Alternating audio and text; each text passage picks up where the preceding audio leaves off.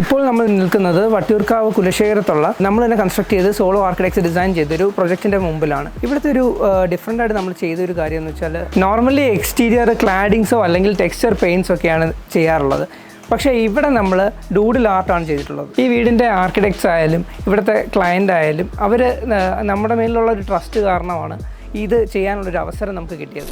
നമുക്ക് സോളോ ആർക്കിടെക്റ്റിനെയും അതേപോലെ സ്പേസ് നറേറ്റീവ്സിനെയും വീടിൻ്റെ വർക്ക് ഏൽപ്പിച്ച സമയത്ത് കോൺഫിഡൻസ് മാത്രമായിരുന്നു ഉള്ളത്. പിന്നെ അതേപോലെ ഈ എക്സ്റ്റീരിയർ വർക്കിൻ്റെ എന്ത് ചെയ്യണം എന്നുള്ളത് നമുക്ക് ആദ്യം തൊട്ടേ ഒരു കൺഫ്യൂഷൻ ഉണ്ടായിരുന്നു. കൺഫ്യൂഷൻ വരാൻ കാരണം ഡിഫറെൻ്റ് ആയിട്ട് എന്തെങ്കിലും വേണം, ഇതുവരെ ആരും കണ്ടിട്ടുണ്ടാവരുത്, എന്നാൽ അതിലൊരു പുതുമയും വരണം, അങ്ങനെയുള്ള ഒരു എന്തെങ്കിലും ഒന്ന് വേണമെന്ന് ആദ്യമേ ഉണ്ടായിരുന്നു. അപ്പോൾ ഈ യൂഷ്വലി കണ്ടുവരുന്നത് ക്ലാഡിങ്ങും അങ്ങനെയുള്ള രീതി നമുക്ക് വേണ്ടായിരുന്നു, ടെക്സ്ചർ പെയിൻറ്റിങ്.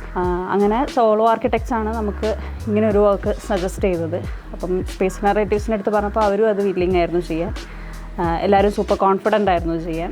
നമ്മളും ഹാപ്പിയാണ്. പാലുകാച്ചിൻ്റെ സമയത്ത് ഫ്രണ്ട്സ് ആയാലും റിലേറ്റീവ്സ് ആയാലും ഒക്കെ വരുമ്പം അവരും ഇതിങ്ങനെ വെറൈറ്റി ആയിട്ടുണ്ട്, നല്ല ഭംഗിയുണ്ട് എന്നുള്ള കമൻറ്റ് പറയുമായിരുന്നു. പലരും ഈ വീടാണ് ഇവിടെ ലാൻഡ്മാർക്ക് പറയുന്നത്. അപ്പോൾ അത് അറിഞ്ഞപ്പം നമുക്ക് ഭയങ്കര സന്തോഷമായിരുന്നു. നമ്മളിത് റിസ്ക് ചെയ്ത് ചെയ്തെങ്കിലും അതൊരു സക്സസ് ആണെന്നുള്ളത് ഭയങ്കര സമാധാനമാണ്.